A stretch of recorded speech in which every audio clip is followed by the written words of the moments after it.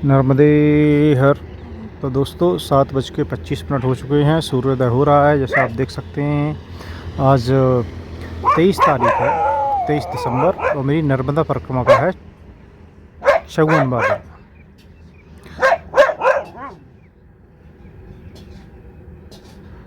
और कल मैं जहाँ रुका था उस जगह का नाम था बुधनी। और मैं जहाँ जा रहा हूँ आज उस जगह का नाम है बंद्रा भान।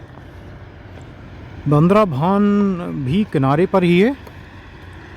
और ये जो यहाँ आश्रम है ये साधु संतों के द्वारा बनाया गया आश्रम है, तो उम्मीद है कि व्यवस्थित होगा।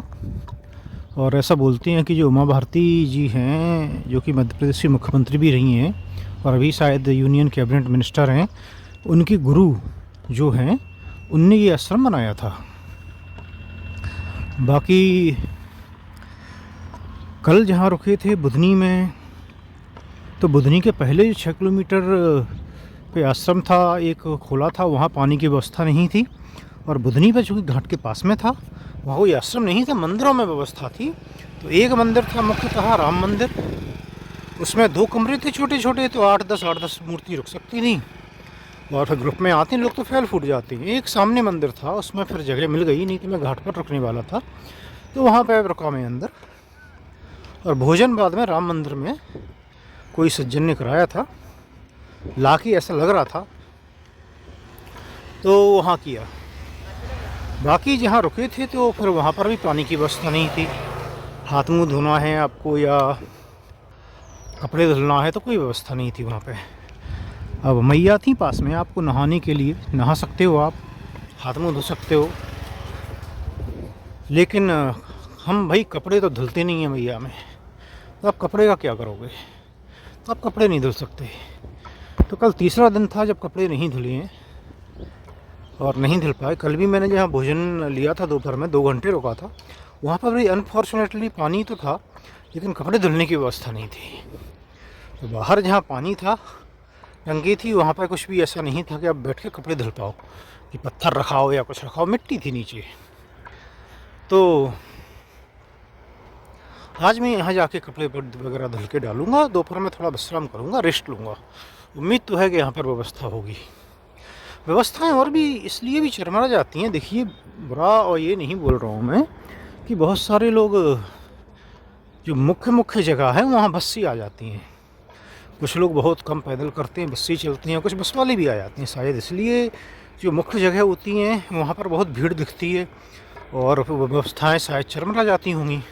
और कुछ व्यवस्थाएँ होती ही नहीं है, जैसे टॉयलेट है, आप रुक नहीं रहे हैं, इतने लोग रुक रहे हैं, आज पहली साल तो नहीं होगी। तो टॉयलेट वगैरह, तो एक टॉयलेट बनी थी बहुत नीचे, पानी वगैरह की समस्या थी वहाँ, तो समस्या तो थी। देखिए बुधनी जैसी बड़ी जगह पे मैं ऐसा उम्मीद नहीं कर रहा था। मुझे लग रहा था कि यहाँ थोड़ी व्यवस्था ठीक मिलेगी परिक्रमावासियों के लिए। अगर 4-5 टॉयलेट और 4-5 बाथरूम बना दिए जाएँ तो कोई इतनी बड़ी बात नहीं है। इतनी बड़ी जगह पे काफ़ी दानदाता होंगे, कम से कम वो कपड़े वगैरह धुल सकें, नहा सकें। अगर नहाना है तो एक बड़ा सा हॉल बना दीजिए आप, उसमें सारे लोग समझ आएंगे जितने भी आते हैं। ठीक है, लेकिन भाई अब क्या कर सकते हैं, सेवा भाव कभी कभी ऐसा लगता है, सेवा भाव जो है वो तो ख़त्म होता जा रहा है अब। लेकिन ठीक, अपना अपना तरीका है भाई धर्म को मानने का लोगों का, तो ठीक है। तो कुल मिला के बात ये है कि यही है। और हम जा रहे हैं आगे बांद्रा भान की ओर। बांद्रा भान जो है वो मैया के एकदम किनारे पर ही है। और ये इसकी दूरी जो है वो करीब 16.5 किलोमीटर है बुधनी से। तो ऐसे आप पूछोगे तो कोई हो सकता है आपको 15 बताए, लेकिन जो घाट है बुधनी का और जो मंदिर है तो वहाँ से 1.5 किलोमीटर की दूरी पड़ती है। तो वो ऐसे 16.5 से 17 किलोमीटर हो जाता है। और मैं ऑलरेडी करीब 10 किलोमीटर चल लिया हूँ, तो मैं अगले 2 घंटे में पहुँच जाऊँगा। 2 घंटे में ये मान के बोल रहा हूँ कि मैं शायद एक जगह विश्राम करूँ बीच में। और तो यही है, सारा का सारा रोड का रास्ता है, घूम के आता है काफ़ी, कोई सीधा रास्ता का कोई पता नहीं चला। ये पगडंडी वगैरह हो, इतनी लंबी पगडंडी होना लगता है शायद ना ही होगी। बीच में कोई नदी वगैरह थी, शायद उसकी क्रॉसिंग की वजह से ये घुमा होगा।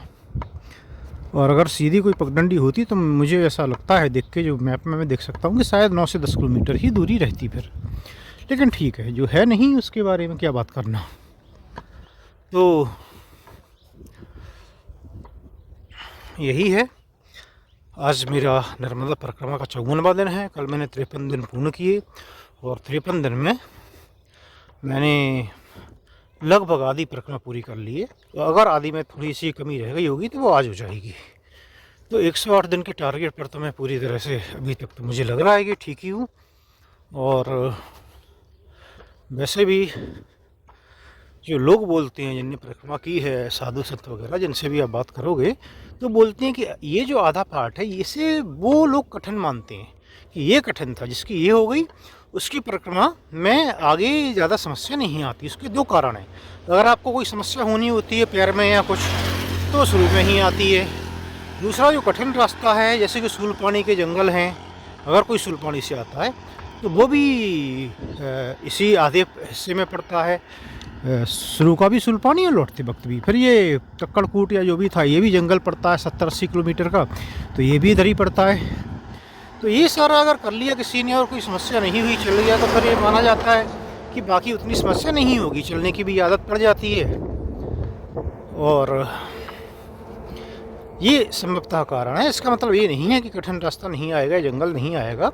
जबलपुर से अमरकंटक और अमरकंटक से जबलपुर वापस जो आते हैं उसमें बोलते हैं बीच में कि थोड़ी कठिनाइयाँ भी हैं, आश्रम वगैरह उसकी भी, रुकने की भी शायद समस्या है, और बीच में जंगल भी आता है। लेकिन संभवतः वो जो है, वो जो लोग बताते हैं उन्हें लगता होगा कि कम कठिन है, कम चैलेंजिंग है, तो भाई उनकी बात मानते हैं, मान के चलते हैं। इससे कोई फ़र्क नहीं पड़ता, जो भी होगा वो देखा जाएगा। तो यही है कि लगभग आधी परिक्रमा मेरी पूरी हो गई है, आधे मेरे दिन पूरे हो गए हैं। दिन से मैं उम्मीद कर रहा हूँ कि इस हिसाब से मेरा 108 दिन से ज़्यादा नहीं लगना चाहिए, क्योंकि मैं बीच बीच में मेरी रफ्तार भी बढ़ेगी, मेरी दूरी भी ज़्यादा कवर होगी। जब मैया से दूर रोड पर चलना होगा तो मुझे लगता है कि ज़्यादा ना सही, लेकिन 5-5, 7-7 किलोमीटर में हर रोज़ ज़्यादा चलूँगा। तो इतने ज़्यादा चलने पर भी आपका 10 दिन में ही 2 दिन का एक्स्ट्रा हो जाता है। अगर आप 7 दिन एक्स्ट्रा चलते हैं रोज़ाना, 10 दिन में 70 किलोमीटर होता है, जो कि 35 दूना 70 होता है। तो 2 दिन, 10 दिन में आप 2 दिन का एक्स्ट्रा कवर कर लेते हैं। तो ऐसे कोई बड़ी बात नहीं है कि अगर ऐसे ही चलते रहे और अगर ज़्यादा खींचा बीच में तो उससे कम भी हो जाए। लेकिन अगर बीच में जैसे विश्राम वगैरह ज़्यादा किया था मैंने, कुछ दिन में कम चला था, ऐसा कम चले तो फिर बोल नहीं सकते। खैर जो भी है, वक्त मैंने कोई तय नहीं किया है परिक्रमा का। 108 दिन में करना चाहूँगा मैं, लेकिन आगे पीछे भी होती है तो कोई समस्या नहीं है।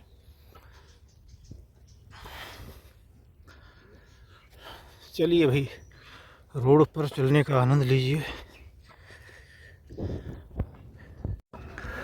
अब कुछ सवाल ले लेते हैं, काफ़ी दिन से मैंने नहीं लिया है। तो एक सज्जन ने पूछा है कि क्या ग्रुप में यात्रा की जा सकती है। देखिए 99% बल्कि 99.99% लोग ग्रुप में ही यात्रा करते हैं। अकेले तो बहुत ही कम करते हैं, बहुत ही कम मिलेंगे आपको। तो ग्रुप में तो बिल्कुल कर सकते हैं। बस मेरी एक सलाह है, करना कैसे हो तो आपको खुद ही डिसाइड करना होगा। लेकिन आप जब भी ग्रुप में आएँ तो बहुत बड़े ग्रुप में ना आएँ, क्योंकि उसके कारण क्या है कि दूसरे लोगों को असुविधा हो जाती है, आपको भी असुविधा होगी, हर जगह रुकने में समस्या आएगी। और तो ग्रुप जितना छोटा हो उतना अच्छा है। अगर 4-5 लोग तक जाओगे तो आपको ज़्यादा ठीक रहेगा। दूसरा ये कि थोड़ा सा बातें जो है वो कम करें ग्रुप में, क्योंकि आप ज़्यादा बातें करेंगे तो फिर जो है उसमें क्या है कि किसी की बुराई, किसी के बारे में गलत बात भी निकल सकती है, बहस भी हो सकती है। तो थोड़ा सा उनसे बचें, कोशिश करें बचने की। आराम से अकेले अकेले, ग्रुप में भी हैं तो भी अकेले अकेले चल सकते हैं और मैया का ध्यान कर सकते हैं।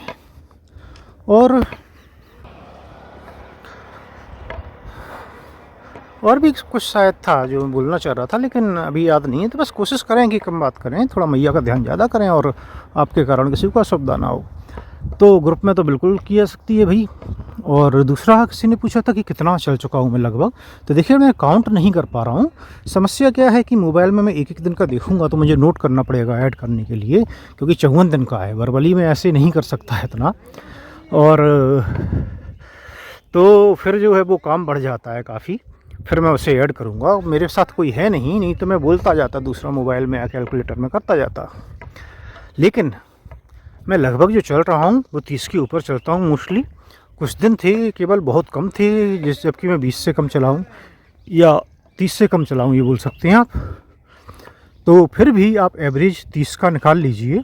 टोटल एवरेज शायद मेरा उससे ज़्यादा ही निकलेगा, लेकिन आप 30 का भी लगाते हैं तो 50 दिन में देखिए 1500 किलोमीटर होता है। और 4 दिन लगा दीजिए आज का, अगर मिलाएंगे तो 120 किलोमीटर 30 के हिसाब से होता है। तो भी आप 1600 से ज़्यादा हो रहा है। तो मेरा अनुमान है कि शायद मैं 1600 से 1700 किलोमीटर के बीच में चल चुका हूँ। फिर से अगेन मैं बोल रहा हूँ कि भाई ये मैं केवल एक मोटा मोटा अंदाज़ा लगा के बता रहा हूँ। लेकिन जब मेरी यात्रा पूरी होगी तो मैं एक वीडियो में क्विकली सारे स्क्रीनशॉट शेयर करूँगा मोबाइल ऐप के पर डे के। और उसके बाद में मैं दूरी बताऊँगा कि टोटल में कितनी दूरी चली।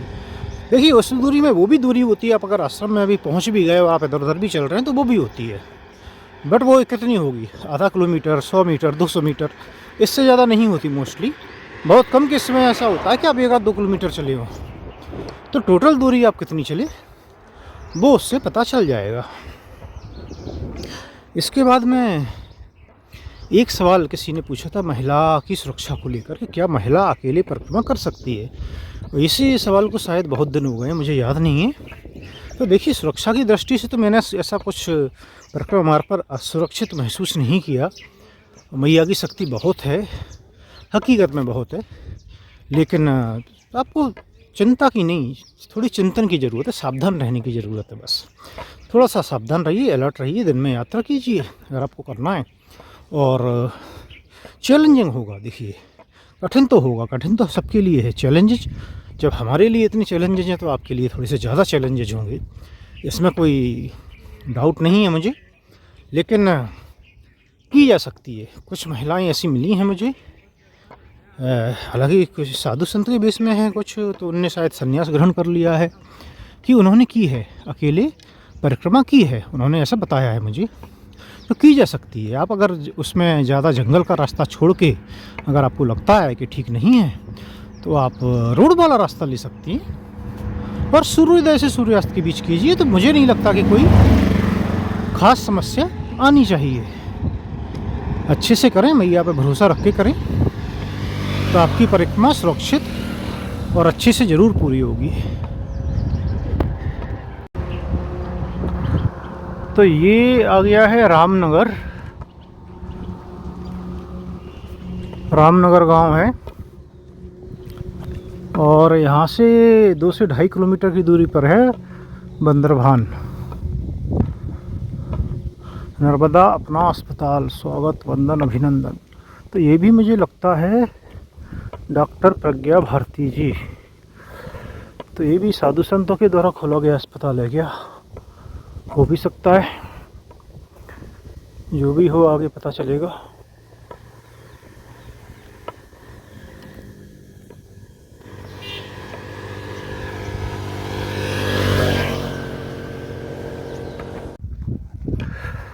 ये सामने पहाड़ और ये पेड़ बिल्कुल जंगल जैसा लुक दे रहे हैं, लेकिन जंगल नहीं है ये पहाड़, ज़रूर कोई सी रेंज है।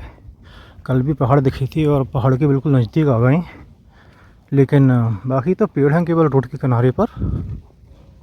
और दाईं ओर खेत है, उसके बाद बाईं ओर पेड़ ही हैं। कुछ तो रिजर्व जैसा कुछ है, जैविक कुछ लिखा हुआ था, एक बोर्ड लगा हुआ था।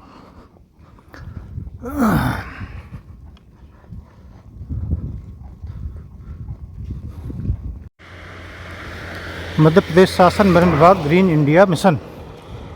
तो ये वन विभाग द्वारा शायद ये वृक्षारोपण किया गया है अंदर। तो कुछ है इधर से, ऐसा लग रहा है कि जंगल बनाया जा रहा है। या प्रिजर्व किया जा रहा है।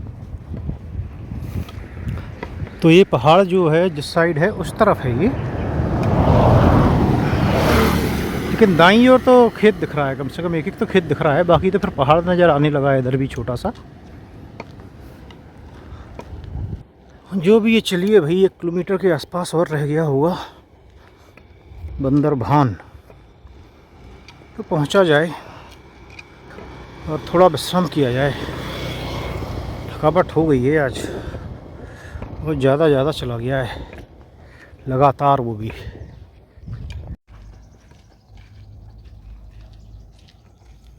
तो ये है बांद्राभान, बांद्राभान का बोर्ड लगा है, अभी तो रोड ही चल रही है, तो बताते हैं कुछ दिखेगा तो ये है बांद्राभान घाट। और काफ़ी लोग आए हैं, घूमने फिरने भी आए हैं, और ये देखिए बस खड़ी है, गाड़ियाँ खड़ी हैं, तो आते हैं लोग, नाव में बोटिंग भी करते हैं। और यहाँ पे भैया कोई आश्रम नहीं है, कोई किसी का आश्रम नहीं है यहाँ, कम से कम परिक्रमावासियों के लिए तो कोई नहीं है। एक धर्मशाला के नाम पे एक हॉल बना है, लेकिन उसकी जो टॉयलेट वगैरह में तो जो गंदगी है, मतलब वो यूज की ही नहीं है, वो यूजेबल ही नहीं है, पानी नहीं है, तो गंदगी तो होगी। तो कुल मिला के यहाँ पर कुछ नहीं है। एक मंदिर ज़रूर है, अगर आप घूमने फिरने आते हैं तो जगह ठीक है, लेकिन अगर परिक्रमा में हैं आप तो कोशिश करिए कि यहाँ से सीधे आगे चले जाएं, यहाँ का प्लान ही ना करें तो बेहतर रहेगा। अब कहाँ का प्लान करेंगे वो तो मुझे भी नहीं पता, क्योंकि बुधनी में भी हालत ख़राब ही थी और इधर भी ऐसा ही है, तो कहाँ कैसा मिलने वाला है तो बोला नहीं जा सकता।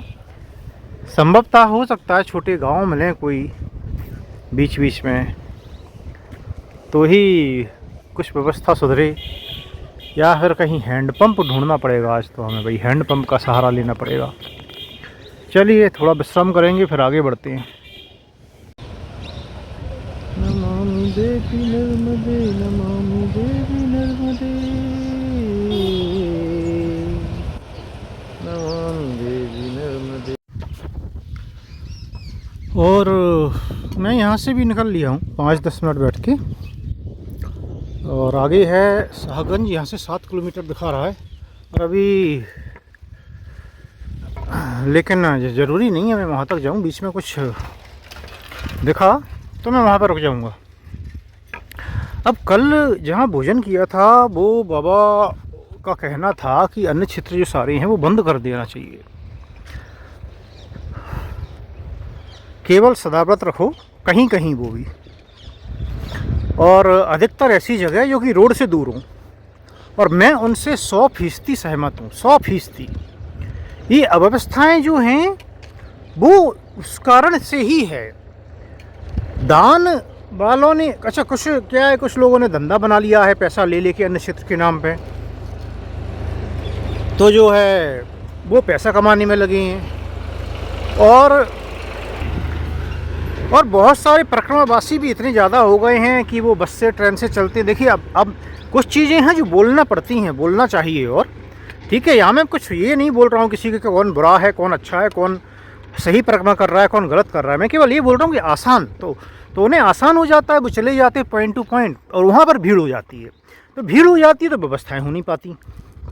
उस कारण से कुछ जगह होती हैं वहाँ तो ज़्यादा ही भीड़ हो जाती है, जो मुख्य जगह होती हैं, नाम होता है, तो वहाँ पे तो वो लोग जाते ही हैं।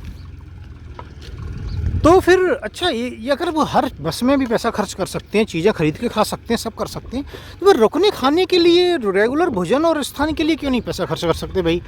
थोड़ा ज़्यादा लगेगा ना तो ठीक है, और उससे अच्छा गाड़ी से ही परिक्रमा कीजिए। गाड़ी वाले मुझे वैसे अच्छे लगते हैं, कम से कम वो प्रॉपर तरीके से चलते हैं, सारी व्यवस्थाएँ करते हैं, तो दान पुण्य भी करके जाते हैं।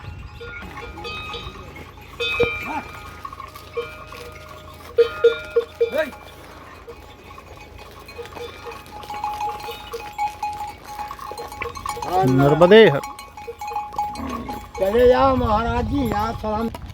तो अगर सही परिक्रमा देखनी है, सही परिक्रमा करनी है, तो मेरा भी ये मानना है कि अन्य क्षेत्र हैं वो बंद हो जाना चाहिए और सदाव्रत केवल हो।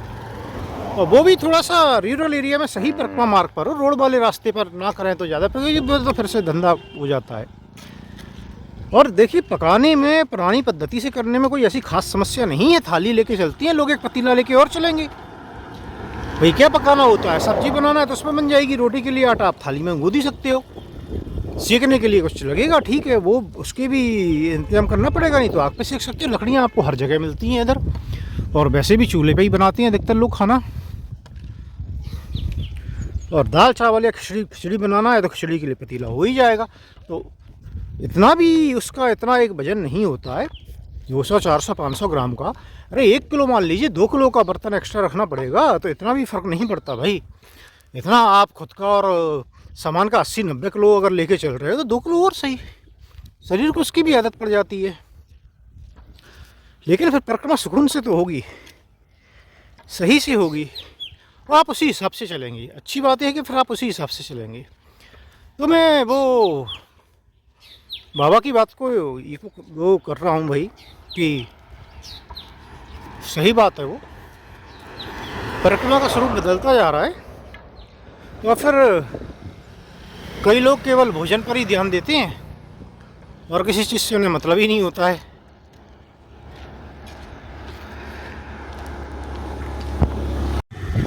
और ये निकलते से ही आधा किलोमीटर के अंदर ही होगा शायद, तो ये एक और आश्रम दिखा मुझे, कमलापति आश्रम बंद्राभान। एक बार यहाँ पर भी जाके देखा जाए अंदर, क्योंकि दूर है तो हो सकता है कुछ व्यवस्था दुरुस्त हो भाई, क्या पता।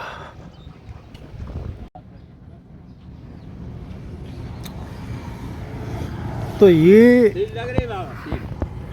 तो कमलापति आश्रम ये बना रहे हैं बाबा जी। तो ये बाबा जी ने बताया कि वो वृंदावन के हैं, फिर ऋषिकेश में रहे, फिर यहाँ बना रहे हैं। बोले इधर कुछ था नहीं, तो ये ज़मीन ली और यहाँ बना रहे हैं। तो काफ़ी निर्माण कार्य हो रहा है, और 7-8 उन्होंने बताया टॉयलेट वगैरह भी बनाई हुई हैं। तो ये पाइप दिख रहा है, तो ये उधर कनेक्ट हो जाएगा 3-4 दिन में।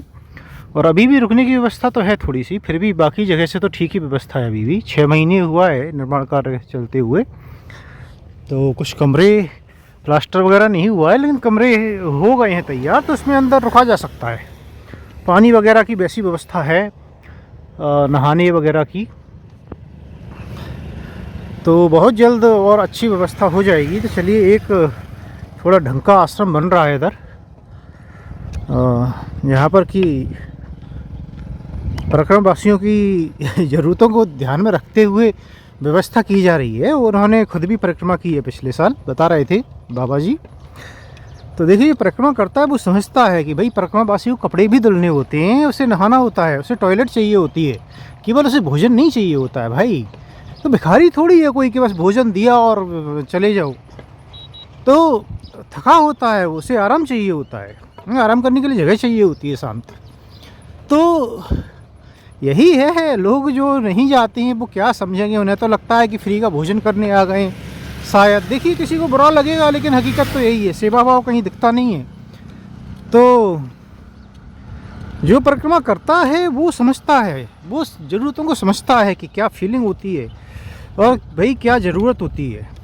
कपड़ा धुलना एक छोटी सी ज़रूरत लगेगी किसी को, लेकिन ये बहुत बड़ी ज़रूरत होती है। देखिए, आप कपड़े गंदे कैसे पहन के पूजा कर सकते हैं, और कितने दिन तक गंदे कपड़े पहने रह सकते हैं। तो होती हैं ये छोटी छोटी चीज़ें, होती हैं कुछ जिनका कि ध्यान रखा जा सकता है। कुछ ग्रामीण जा रहे हैं, देखिए आगे।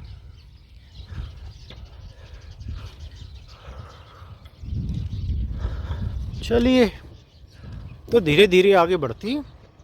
फिलहाल इस आश्रम की जगह भी बहुत अच्छी थी, मुझे तो अच्छी लगी, क्योंकि सामने पहाड़ है और पीछे मैया बह रही हैं। और ये पहाड़ है, इस पे वो बता रहे थे कि एक इस पे मंदिर है, जो कि ग्रामीणों की मान्यता है कि अगर वहाँ पे पूजा पाठ करो तो बारिश होती है, अगर बारिश नहीं होती है तो वो पूजा पाठ करते हैं, बारिश हो जाती है, ऐसी उनकी मान्यता है। तो मान्यता का तो मुझे पता नहीं, लेकिन पहाड़ के ऊपर मंदिर होना, ये बात अपने आप में मुझे काफ़ी आकर्षित करती है उधर जाने के लिए, ऊपर जाने के लिए। लेकिन परिक्रमा में चलते हुए तो मैं इतना ऊपर नहीं चढ़ूँगा। अगर मैं यहाँ रुका होता तो मैं शायद ज़रूर जाता, तो ये जहानपुर है और लोगों ने द्वार बनाया हुआ है, जनक द्वार नाम दिया है, तो अच्छा लग रहा है देखने में। जहानपुर तो ये आता है जो पिछली जगह थी उसके बाद।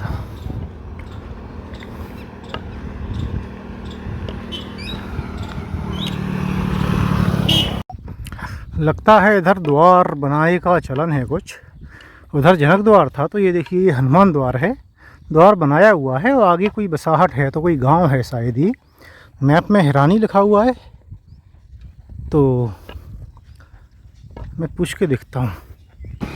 तो ये हिरानी गांव है और देखिए हनुमान द्वार बनाया हुआ है गांव वालों ने या सरपंच ने या सरकारी फंड से बनाया हो, जैसे भी हो। पिछले गांव में तो बहुत सारे लोगों के नाम लिखे हुए थे, इस पर भी लिखे हुए हैं साइड में। तो लगता है कुछ लोगों ने पैसा इकट्ठा करके बनवाया है। बहुत ज़्यादा पैसा तो लगा नहीं होगा इसमें, वैसे अच्छा है, ये आइडिया भी अच्छा है भाई, गांव का नाम भी पता चलता है और थोड़ा अच्छा भी लगता है देखने में।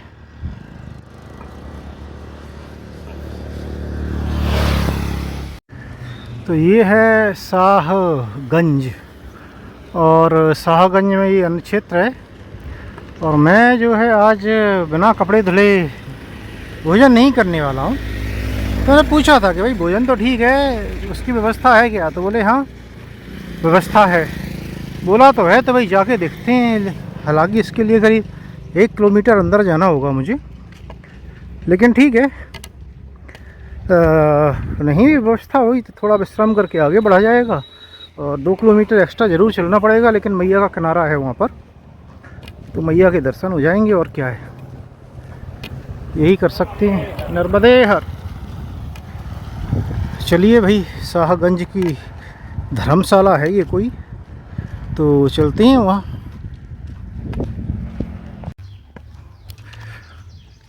तो ये है वो जगह, लिखा हुआ है भाई परिक्रमावासी विश्राम गृह। तो ठीक है, चलते हैं। तो इधर देखिए ये बिल्कुल घाट पे है, किनारे पे, इधर से मैया के दर्शन हो रहे हैं। और ये वो भवन है।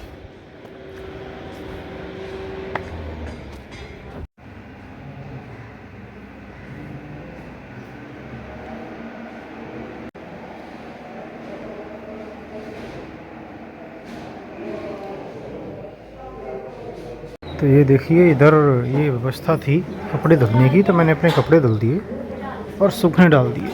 और इधर भोजन बन रहा है।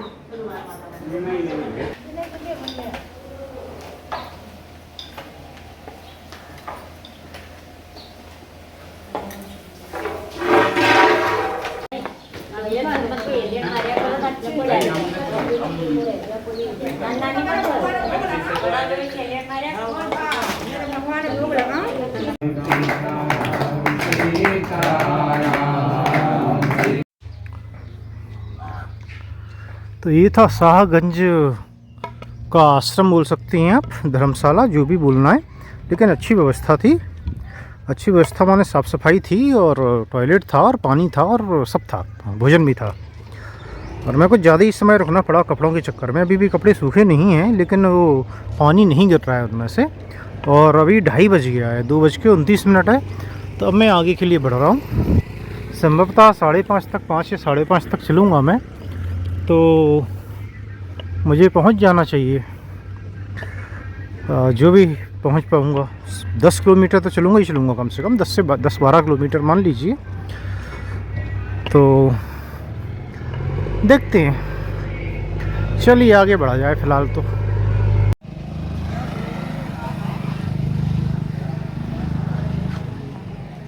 तो ये रास्ता जाएगा, ये भी रास्ता लग रहा है कि बनाया हुआ है, परिक्रमा के लिए ही है। तो काम अच्छा हुआ है कई जगह पर। और ये मैया के किनारे का रास्ता है। अब किनारे का बोलें तो एकदम किनारे का नहीं, मैया के पास का रास्ता है। यहाँ से 2-3 खेत, संभवतः एक खेत, यहाँ पर एक ही खेत है बीच में, और उसके बाद मैया है, लेकिन दिखेगी नहीं वो, क्या है नीचे है। तो ऐसे ही चलेगा, कभी कहीं पास में भी होगा, तो फिर देखेंगे। चलिए आगे बढ़ते हैं। और ये जो शाहगंज में धर्मशाला थी, इसकी व्यवस्था क्यों अच्छी थी? देखिए, एक बार फिर से वही बात साबित होती है कि ये गांव वाले मिलकर चला रहे थे। तो उनकी समिति बनी हुई थी, सबके फ़ोन नंबर भी डले हुए थे वहाँ पर। जो जिम्मेदार व्यक्ति हैं, आप किसी को कॉल भी कर सकते हैं। तो जब लोग पैसा खर्च कर रहे हैं, जिम्मेदारी उठा रहे हैं, तो फिर वो सुनिश्चित करेंगे कि सही से चले। फॉर्मेलिटी क्यों करेंगे भाई? और यही होता है। लेकिन जब दान से चलने की बारी आती है तो कोई हिसाब किताब ही नहीं रहता है, कोई जिम्मेदारी नहीं लेता है। दान आ रहा है, कितना आ रहा है, लिमिटेड अनलिमिटेड पता नहीं। और भाई कोई भी बाबा कहीं भी मंदिर में बैठा हो, चाहे किसी को बुरा लगे इस बात का, वो अपनी जेब से थोड़ी खर्च करता है, के पास तो कुछ है ही नहीं। तो खर्च जो पैसा हो रहा है वो तो आ रहा है, उसी में से हो रहा है ना। अब वो आ कितना रहा है और कितना खर्च हो रहा है और क्या हो रहा है, ये किसी को पता नहीं होता। तो यही देखने में मिलता है कि जहाँ व्यवस्था इस तरह से अगर ग्रस्त लोग चलाते हैं या गांव वाले मिलके चलाते हैं, वहाँ पर तो सही मिलती है। लेकिन जहाँ दान से होती है या दानदाता दूर बैठ के किसी से चलवाते हैं, तो वहाँ व्यवस्थाएं कई बार गड़बड़ा जाती हैं, क्योंकि सेवा भाव तो होता नहीं है आजकल तो भाई जिसे मौका मिलता है वो कमाने में लग जाता है। कलयुग है, लक्ष्मी है, समझ लीजिए। एक बार बोलते हैं ऐसा कोई कथा है शायद कि एक बार विष्णु भगवान बड़े खुश थे, हंस रहे थे बैठे बैठे। लक्ष्मी जी ने पूछा क्या हुआ? तो बोले देखो मैंने कितनी सुंदर दुनिया बनाई है, सब लोग कितने खुश हैं, कैसे प्रेम भाव से रहते हैं, एक दूसरे से मिलके रहते हैं, भाई बहन घर परिवार में मिलके रहते हैं, बाहर से मिलके रहते हैं, कोई किसी से लड़ता नहीं, कुछ नहीं होता है। तो वो हंसने लगी। बोले क्यों, अब तुम क्यों हंस रही हो? बोले बस रुको, मुझे पहुँचने दो वहाँ पर, फिर देखना। और हुआ है, फिर वही हुआ। जब माया आई, लक्ष्मी आई और लोगों ने मुद्राओं के पीछे भागना शुरू किया तो सारी चीज़ें बदल गई। तो यही है, देखिए जहाँ अगर लालच आ जाता है तो सेवा भाव कहाँ से रहेगा। तो ये आज एक बार फिर से साबित होती है। ऐसा नहीं है कि सारी उंगलियाँ एक सी होती हैं। कुछ साधु ऐसे मिले हैं, आश्रम चला रहे थे, जो बहुत अच्छा था। मुझे अभी भी याद है, त्रिवेणी संगम था शायद, वो अच्छा था, और भी कई अच्छे थे। तो होते हैं लेकिन बहुत कम। नर्मदे हर। इस रास्ते की एक और अच्छी बात ये है कि यहाँ वाहन बहुत कम निकलते हैं। एक अभी मोटरसाइकिल निकली है और एक ट्रक निकला है इतनी देर में, बस करीब 1 घंटा हो गया है। वो ट्रक किसी कारण से जा रहा होगा, और उसका कारण ये है क्योंकि इसी के पैरेलल आधा किलोमीटर की दूरी पर या 1 किलोमीटर की दूरी पर बाईं ओर पक्का डामर का रोड है, डबल लेन, तो जो आगे जाता है और सारे गाँव को कनेक्ट करता है लगभग, जो कि इस रास्ते में मिलते हैं। तो लोग बाग वहीं से जाएंगे भाई, यहाँ से क्यों जाएंगे? ये जो है परिक्रमा मार्ग है।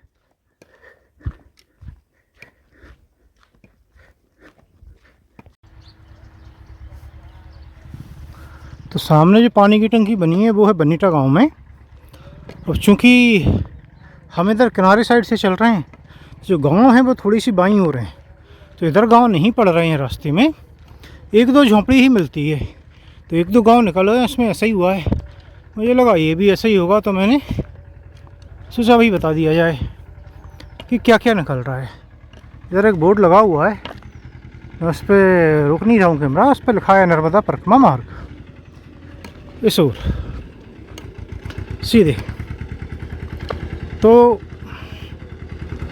चलिए भाई आगे बढ़ते हैं।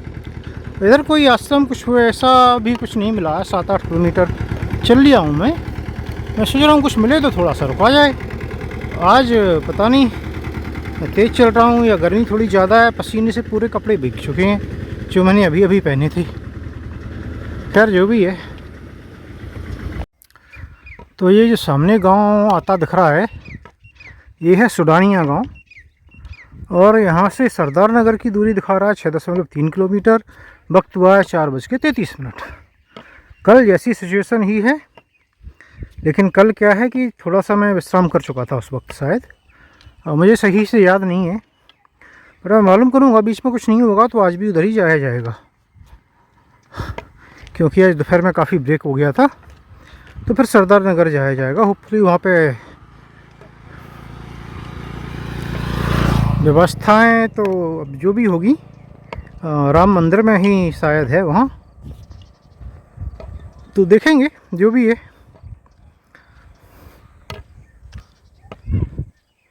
मालूम करते हुए आगे जाती हैं, बीच में थोड़ा ब्रेक भी लिया जाएगा। तो यहाँ से करीब 3 किलोमीटर की दूरी पर हथनौरा भी है, हथनौरा गांव। तो वो एक परफेक्ट प्लेस हो सकता है आज के लिए, अगर वहाँ पर रुकने का कुछ जुगाड़ हुआ तो। चलिए देखेंगे, आएगा तो रास्ते में ही।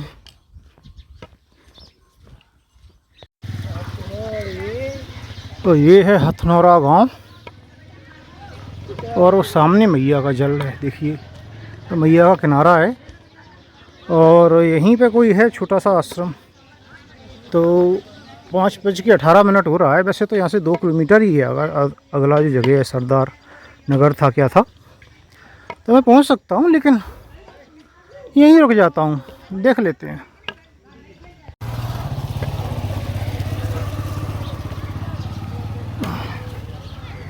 तो ये है आश्रम, ऐसा बताया गया है भाई। नया नया आश्रम बना है, और देख के तो लग रहा है कि बहुत मूर्तियां हैं।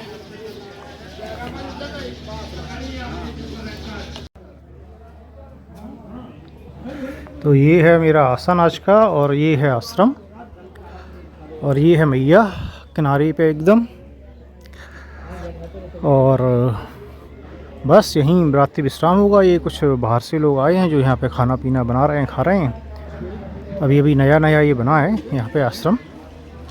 और हम हाथ मुँह धो के और थोड़ी देर से संध्या बंदन आरती ध्यान वगैरह करेंगे। चलिए, अगर और कुछ ऐड करने को नहीं हुआ तो आज का वीडियो यहीं समाप्त करेंगे। नर्मदे हर।